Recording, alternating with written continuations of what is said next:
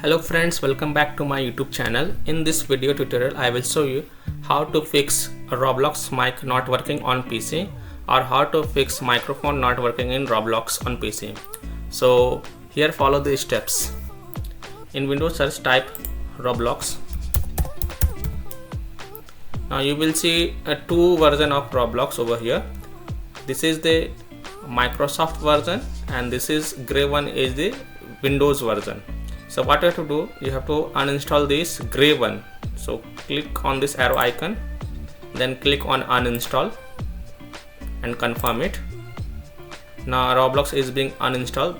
You have to uninstall this gray one. So remember this. Now open Chrome browser and type Roblox download in Google and then open the official Roblox website. You have to download the Windows version of Roblox. If it is Microsoft Store, then change it to Windows and then download the Windows version of the Roblox.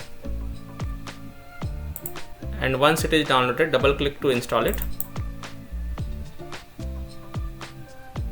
Now once it is installed, you can log into your account and then check Roblox microphone problem is solved or not, or Roblox mic is working or not. So that's all for this video. If this video helped you, then please like and subscribe to my channel.